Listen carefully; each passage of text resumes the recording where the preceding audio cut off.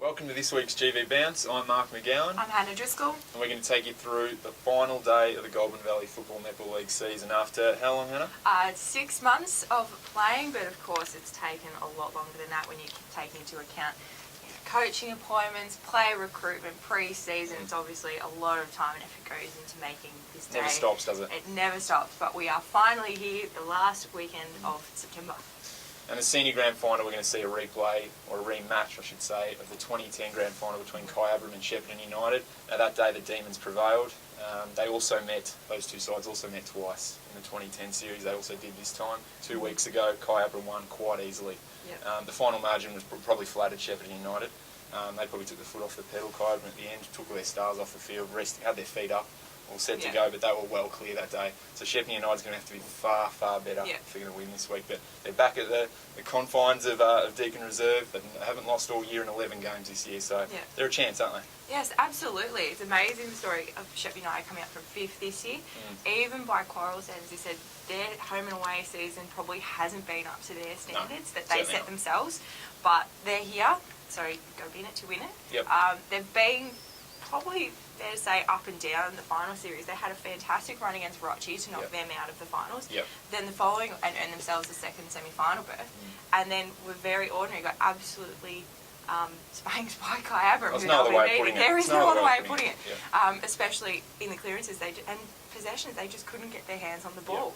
And then last week came out and were very impressive against the Swans. So you just don't know what they might be about to deliver on the weekend. All we do know is these guys have played in a lot of grand finals. This group, there's still a strong core of guys that were there from the 2010 and 2011 deciders. So you've got the likes of the Sam Dawes and the Sean Hoys, the Ryan Butlers, the Matty Rendinas. These guys, they know what it's like in these big games. And I'll tell you what, I can't wait for the first 5-10 minutes in the grand final. It's just about my favourite time of each grand final because they come in and they're all flexing their muscles. You know, they want to assert their authority on the opposition as they're going in, and they sort of test each other out. And it's great to see because that can actually be a really interesting period because one side comes out and kicks 3, 4, 5 goals, the game can be over.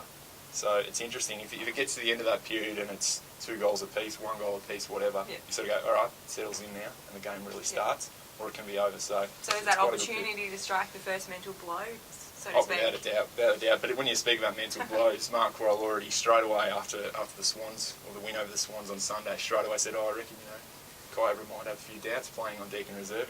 He loves that stuff. He's such a combative bloke, and he loves to play a few games like that. And any advantage he can get, he'll go for. So that's, I think, what we love about him. And he's so loyal to his players, and we all know that he might have a big speech in mind later in the week. I think that's probably what he's been best known for, isn't it? Yes, so he's had some interesting ones over this final series. Very interesting, the last one he gave in this match 2 weeks ago. Really questioning the United boys' commitment to the jumper. Certainly did. But we're looking at the 2 coaches going into this game. You look at Dave Williams. Dave Williams has been a long time player, coach in this league. How many grand finals will this be for him? This will be number 10 for him, so he's double digits. Now, he's probably not going to be thrilled about that he's only won 2, but that's 2 more than a lot of people. Say whatever you like about him, the guy's got him into 10 grand finals and he's won a couple of premierships. Some people will coach their whole career and they'll never get the chance. This guy is a champion coach, and then you look over at Mark Quarrell. I mean, he was playing coach in the last 2 at Nathalia before he came across to Shepparton United. And as I've already said today, he won the ones in 2010, 2011. So 4 premierships. It's an unbelievable record. We're talking about 2 of the best modern day coaches going around in the Goulburn Valley. But also looking at Kyabram, this is a big drought they're looking to break. They've had a couple of opportunities. They have been the team to beat all year. They had a 14-game winning streak. I think they've lost once in the last 4 or 5 months. I mean, it's extraordinary. And that was to Rochester near the end of the season. So, that was probably a good loss to have, really. I mean, I know it sounds a bit silly. There's probably no such thing as a good loss, but just before the finals, probably put a bit of a worry into them. They knew going into the last round against TAP that if they lost that game, they could have lost their top 2 spots. So it sort of sharpened their focus right on finals eve, and we know what's happened since. Will the week off help them, do you think? They've had that week off. They were, as you said before, they did get the opportunity to rest a couple of players at the end of that United game 2 weeks ago. Paul Newman, Jason Morgan and Jake Reeves all sitting on the bench within sort of inside the first 10 minutes so of the last quarter. That's a big luxury to be able to do that. Stars there, aren't you? So. But they've had a week to rest up these guys. They won't have backed off completely. Like, you want to keep the mind in the game, but will that have helped, do you think? Without a doubt. I mean, look, you look at the guys at the Swans and United would have beaten up on each other last Sunday, whereas guys were able to sit in the crowd, watch them go about it, and love the fact that they're beating the crap out of each other out in the field. So, while they just rest their bodies, and they would have still trained, obviously, but just freshening up and not having that match day would have done them a world of good. So, and obviously we all know about Paul Newman. The week off, it's probably going to benefit him more than any other. We had a chat with him, obviously, or I had a chat with him during the week, and the story's gone in today. He has a 3.5 centimetre crack in his right pubic bone. It was initially diagnosed as osteitis pubis, then obviously it kept getting worse and worse and worse, so we went down and got further scans, and it was revealed as a crack in the pubic bone, and it actually causes problems right up to his stomach. So the guy's he's a warrior, isn't he? He's just phenomenal, and he's had one of his best seasons despite all this. And I think I wrote in the paper today, it's probably enhanced his legacy. He's just an absolute freak, this guy. Champion player, champion bloke, but he's just extraordinary to watch. And also, interestingly, he's still chasing his first senior premiership. He is. He's never played, not even just seniors, he's never played in one in juniors. I mean, it's extraordinary, a guy. He's coming up to, this will be game number 194 for Kai Abraham. And a guy like that, he's had so much interleague success. He's been 5-time captain. He's obviously won 3 VCFL championships in a row, playing for the Golden Valley. He's had that success, but just the one he wants. He wants it for his club. That's the one you strive for. They're the ones you play with every week, the guys that you train alongside all year. And geez, I'd love to see him get one. He deserves it. And look, he suggested that this could be it. He wins that, it might be the perfect way to go out. Yep, so, I imagine a better way, to be perfectly honest, if they get over that line. But you've had a good look at both of these teams throughout the year. You saw the semi-final a couple of weeks ago. Any idea what sort of matchups you think might play key roles in I don't think there's going to be a major change from a couple of weeks ago. I think, look, United's going to have to adapt because things didn't go right that day. But I don't think they're going to change a great deal. I think, to be honest, it was just they didn't play that well. They didn't play that great on the day. So I think they're still going to back certain matchups and think, if our guys play better and get the job done. But look, I'm expecting, I think there's a few obvious ones. Jason Morgan and Jason Eagle, they'll go head-to-head in the Sheppey United forward line, 2 superstars of the game. Eagle's shown that he can take it to Morgan, but Morgan, we all know, he's just about the best player in the comp, so that'll be a really intriguing matchup. I think in the middle, I'm expecting Joey Perkovic to go to Simon Seddon. Seddon's probably the most damaging Kai Abraham midfielder. He breaks lines, he just charges down the field whenever he gets the ball, takes the game on. So he's probably the guy they need to stop. And then down the other end, there's been a bit of talk. We don't know who's going to go to Newman. Phil Carroll's had the job mostly in the last two times they've played, but don't rule out David Gillespie. Look, he was really good in a different sort of role in defence a couple of weeks ago, and I wouldn't put it past him going over. And we can't forget what type of role Newman's had in a couple of games against United. That day he kicked 10 goals. That was unbelievable. It was just about the best game I've seen him. I mean, I've only been up here for 4 years, but it's probably the best individual performance I've seen. And that's saying something because I've seen some unbelievable games from Paul Newman. It's like he's just been incredible to watch. But look, the day he walked off that day, I was standing right on the wing in front of the Kai Abraham bench, and he's come off, and I was sitting in where the pocket of where the Kai Abraham fans sit, and everyone's standing ovation. It was unbelievable. They're all just giving him the big applause as he deserved. And he was coming off wincing. He's still sore, and he's kicked 10 goals, and it made the hair stand up on the back of your neck because it was just such a great moment. And it's what makes you really appreciate country footy. It's like they are just normal people. They've got normal jobs. They're not AFL footballers, but there is such an appreciation for these guys. Like, they are just unbelievable athletes that they manage to do these sorts of things.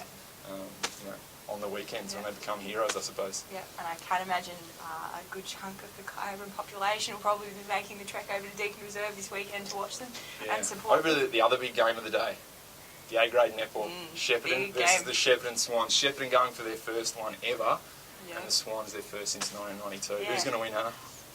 Look, I've been trying to put off making a tip for this all week because this is going to be, hopefully, all things going, it'll be a fantastic clash. Like, you got to remember, 2 weeks ago, this game went to extra time. Very nearly went to extra time where it was going to be, first team to get 2 goals ahead. It was that close. It was a very physical contest. I think Shepparton were very glad that they had the week off after that one because it was a very hard game. Look, Shepparton, the Swans were good last week against United. Both teams have been very good throughout the season, very consistent. It's going to be well, for Swans, should they win, it'll be their first premiership since 1992. They've had quite a few opportunities, of course, which since. we've covered, which they probably aren't thrilled about, but we just keep bringing it up. No, not at all. And of course, this will be their fourth consecutive grand final appearance. It's a fantastic achievement for them to be getting this far, and they'll be they'll be very keen to make that go that one step further. Of course, Shepparton, phenomenal club, but this is their first A-grade grand final appearance. Well, we were talking the other day during the week. How many final series have they played in? Since 2002, since 2000, sorry, I think they've only missed finals once. It is unbelievable. They've played a couple of preliminary finals during that time. Most recently last year, I think they got knocked out by the Swans. But this is first grand final appearance. So big congratulations out to the Bears girls. A lot of hard work over the last couple of years in particular to get these young girls up and prepared for A-grade netball. But they're finally there. They'll definitely put up a fight. I'm tipping this one very narrowly. Now, as far as we talked earlier about Kyabram having the week off and that resting their bodies and that sort of thing, but what about the Swans just getting that extra game and continuing the momentum? What sort of advantage do you think that might have? Look, it's an interesting question. They were good against United. They sort of, especially in that sort of second quarter last week, they really put the foot down, and then they kept going, pushed the game right out.